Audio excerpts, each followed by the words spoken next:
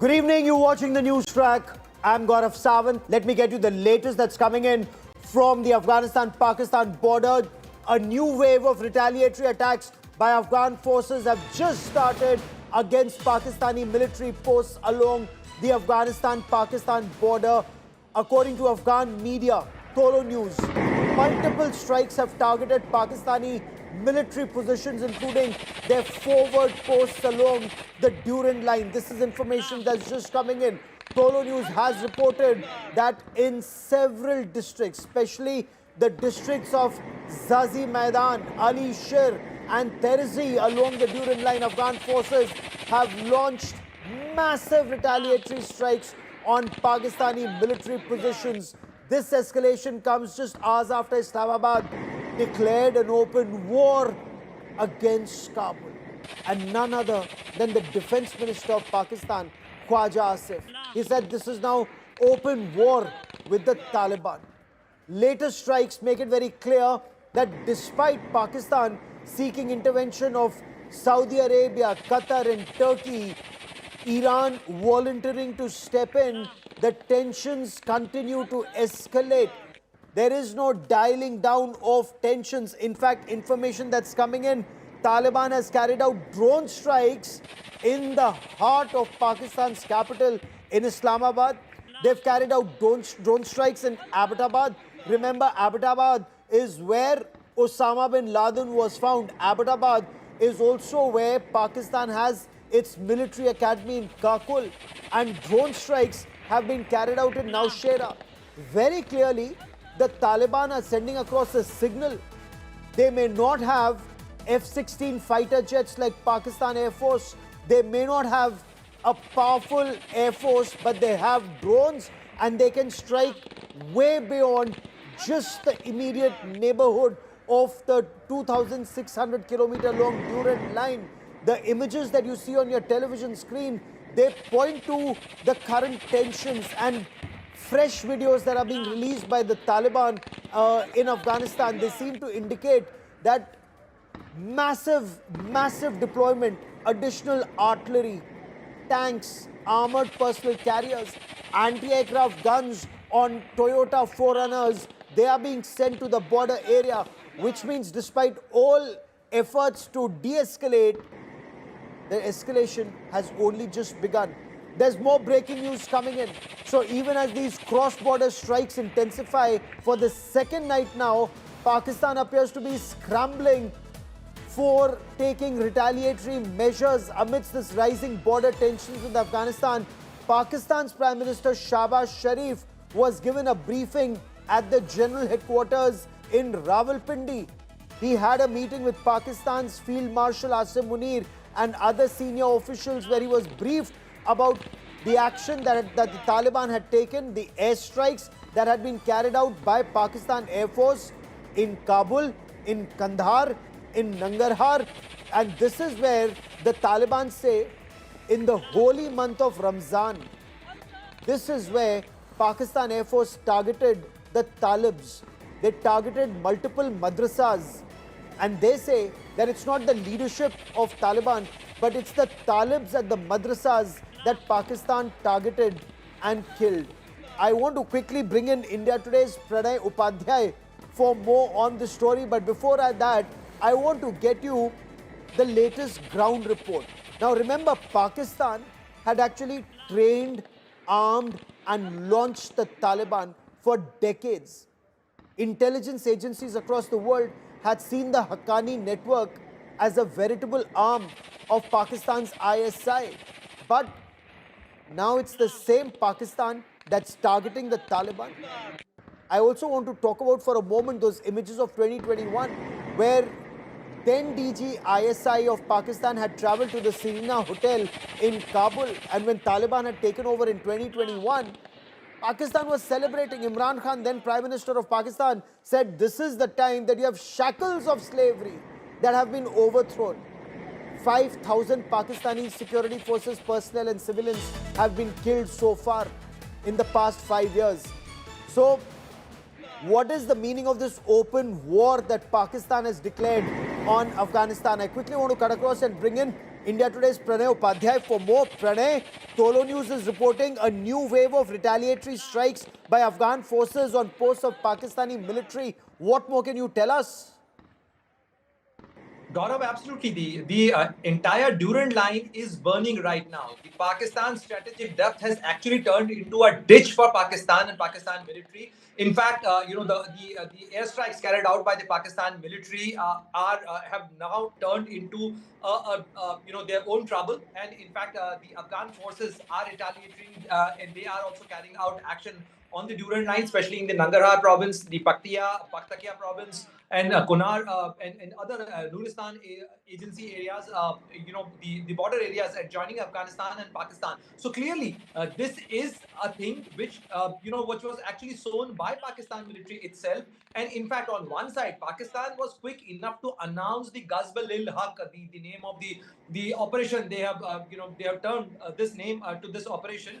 But on the other side, Pakistani foreign ministry has been reaching out to their partners. In fact, Pakistan foreign minister spoke to Saudi Arab foreign minister. Pakistan foreign minister Ishaq Dar also spoke to the Qatar foreign minister. And in fact, they are asking for mediation. They are asking for some kind of intervention, because you know that even in October, November 2025, it was Turkey and Qatar who brokered a ceasefire. Yes. And now that the ceasefire is in tatters because Pakistan decided to carry out the airstrike. The Taliban in Afghanistan have issued another direct warning to Pakistan, saying, back off, our hands can reach your neck anytime if these violations continue.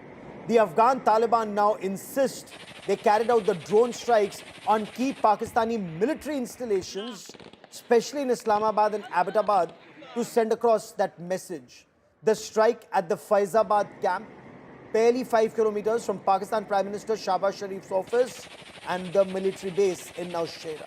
They've said other command and control centers, strategic nodes, especially like Jamrud, they were targeted.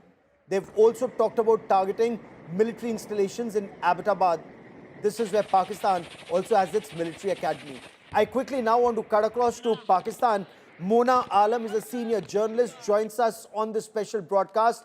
Mona, can you explain to us what Pakistan's Defense Minister Khawaja Asif means when he says this is now an open war? Thank you, Gaurav. Well, he implies that we've not had a war, a full-fledged war with Afghanistan ever, and it means because they've always been the TTA have always been ensuring and trying to tell Pakistan, and they were trying to convince us all this while that they've got nothing to do with the TTP. But this time around, I think it's as evident as could be that they are indeed the real masters and the real ones who, to whose tunes the TTP dances on. So I think it's very open, it's very explicit this time around, and this is why I think the defense minister implies that if they've also conceded that they are the headmasters of this snake named TTP, then of Is course it alarming our for war is an Pakistan? open war against them. Is it alarming for Pakistan if Taliban drones can hit Islamabad and Abbottabad and Naushehra? The Taliban are able to strike not just along the 2,600 kilometer long Durand Line or in Khyber Pakhtunkhwa, but much deeper. For whatever terrorist attacks that have been happening in Pakistan, whether it was from the TTP or from the Afghan Taliban regime, they've only been using quadcopters. And those two, because in my own understanding and in the understanding of any defense expert or any defense person at the helm of affairs in Pakistan, they do not have any technology that can manufacture quadcopters on its own. So we of course know and we suspect and we do think that this also kind of indicates that they're heavily funded from elsewhere. Otherwise, of course, they do not have an air force.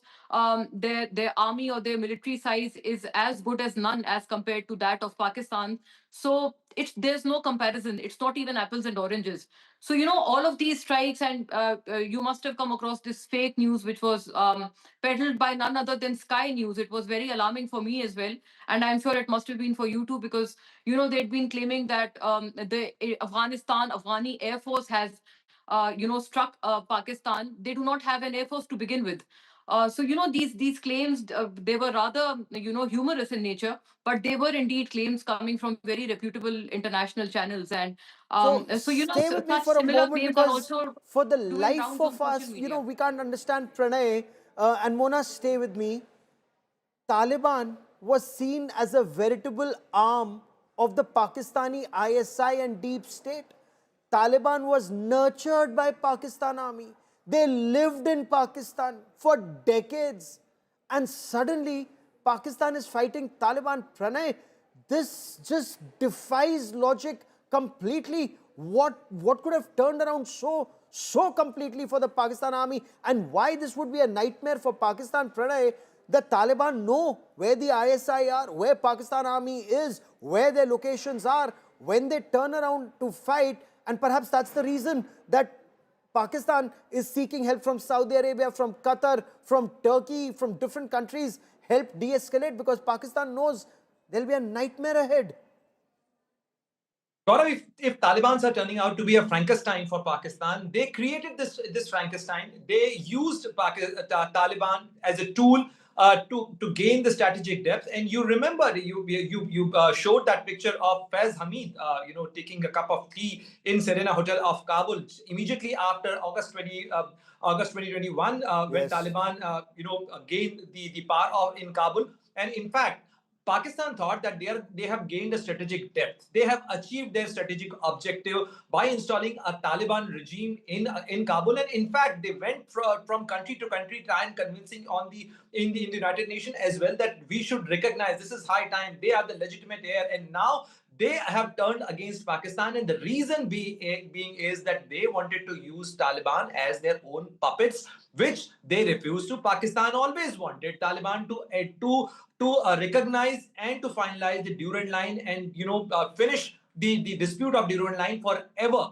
But that didn't happen, and I think the problem started in 2022-23 when Pakistan first carried out airstrike in the territory of Afghanistan. And any government who is in Yes. Kabul, who is in charge of Kabul affairs, can never let any other country. And you know that how Taliban's, or forget about So Taliban's, let me how get Afghans Mona are. to respond. Let me get Mona to respond to a very pertinent point you've raised. The 2,600-kilometer long Durand Line, Mona, nobody in Taliban or nobody in Afghanistan accepts the Durand Line. Is that a nightmare for Pakistan, that they want Pashtuns on this side and that side of the Durand Line to unite? Should that happen, Pakistan may just be in deeper trouble, Mona. Yes, it is of course a big trouble to us, and it is a matter of great concern because we all see the Durand Line as a very legitimate Pak-Afghan border. But unfortunately, that's not the case with Afghanistan. I mean, even when we've had mediations with the Taliban regime in Qatar, as you may recall, they insisted Qatar to erase or to omit the terminology of Pak-Afghan border from their statement, from their final statement, and they wanted it to be replaced by just Durand Line. I mean, this is exactly what their pivotal plea is, that they do not want Durand Line to be recognized as an official border of between Pakistan and Afghanistan, and hence I think it kind of confirms our allegations on Afghanistan that.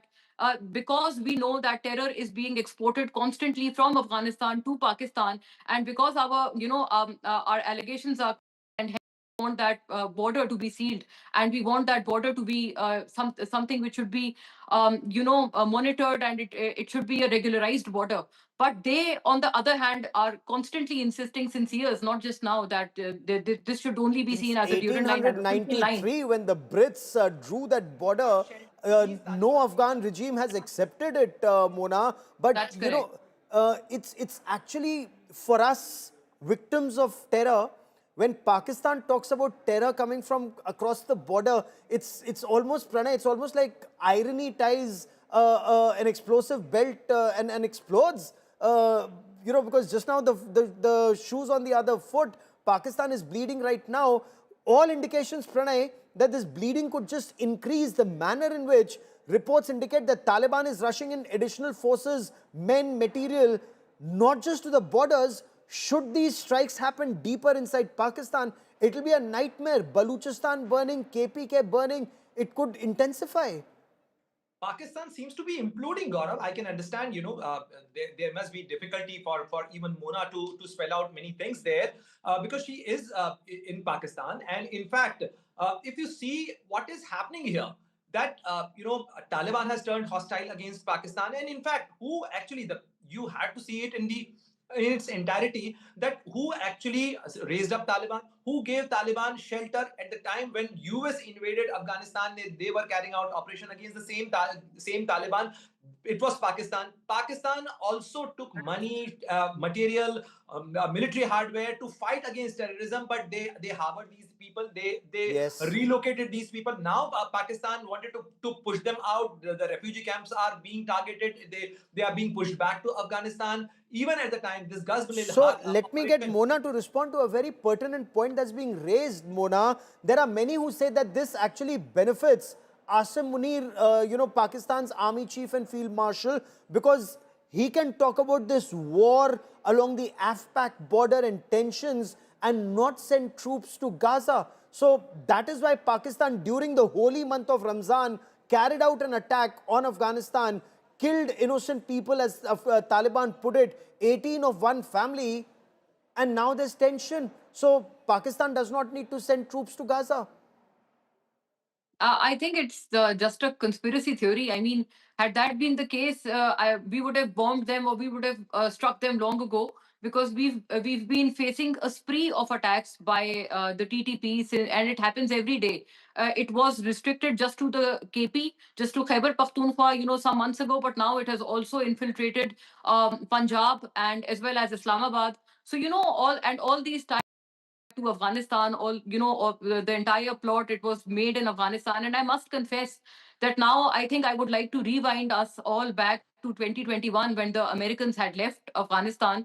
And I used to be a guest on all your programs, and you used to tell us and convince us that, these Talibans are monsters, they're inhuman. I think, you stand vindicated of your stance. And now we too agree with that. And I must also confess that even in 2021, a lot of political people and elites here in Pakistan at the helm of affairs, or those particularly in opposition, they were always of the view that, we should view TTA and TTP as two sides of the same coin. They're not different entities. They're more and the more or they're Okay. one and the same thing.